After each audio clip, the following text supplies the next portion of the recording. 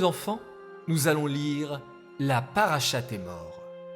La Parashat Emor va nous parler d'un personnage très spécial, le Kohen.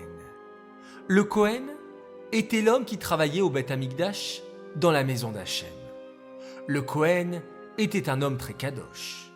C'est pourquoi un Kohen devait faire très attention à ne pas entrer en contact avec un mort pour ne pas se rendre impur, sauf pour sa proche famille ou pour un met mitzvah, c'est-à-dire un mort sans famille qui n'a personne pour l'enterrer.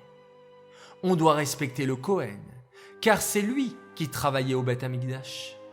Par exemple, c'est le Kohen qui est appelé en premier pour lire la Torah à la synagogue. Un Kohen qui a un défaut ne peut pas travailler au Beth Amikdash. Il devra attendre d'être guéri pour reprendre son service au Beth Amikdash. À l'époque, tu le sais bien, on faisait des korbanot à Hachem. Lorsque tu veux offrir un cadeau à quelqu'un que tu aimes fort, tu veux que tout soit parfait. Pour un korban, c'est pareil. Un korban devait être parfait, pas de pâte cassée par exemple. La Parashat Emor va également nous parler du Shabbat. Hachem a créé le monde en 6 jours, puis il s'est reposé le 7e jour. Nous aussi, le Shabbat, nous nous reposons en faisant attention à ne pas faire les 39 travaux interdits, comme allumer la lumière, prendre la voiture, téléphoner, écrire, dessiner ou encore toucher de l'argent.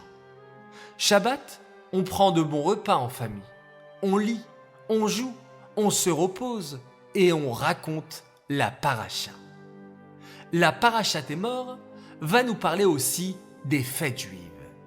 La fête de Pessah par exemple. Pessah est toujours au printemps et nous avons la mitzvah de manger des matzot et de raconter la sortie d'Égypte. Ensuite vient Sephirat HaOmer, le conte du Homer. Le 2e jour de Pessah, on offrait un korban Homer à Hachem, une offrande d'orge pour Hachem.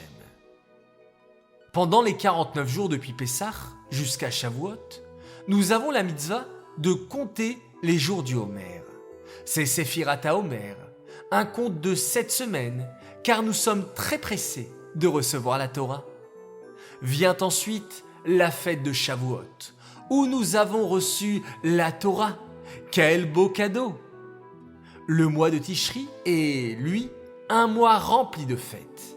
Il y a tout d'abord Rosh Hashanah, on sonne du shofar, on trempe la pomme dans le miel et on prie Hachem de nous accorder une bonne et douce année.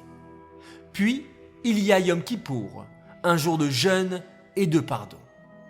Il y a aussi la fête de Sukkot. Sukkot, une belle fête. Nous avons la mitzvah de manger sous la souka en souvenir de nuées de gloire qui nous protégeaient dans le désert. Et nous avons la mitzvah d'agiter les arba minimes, les 4 espèces, le hétrog, le loulav, les hadassim et les aravot. La paracha s'appelle Emor, car Emor en hébreu veut dire parle. Pourquoi la Torah nous dit-elle de parler? Est-ce que c'est une bonne chose de parler?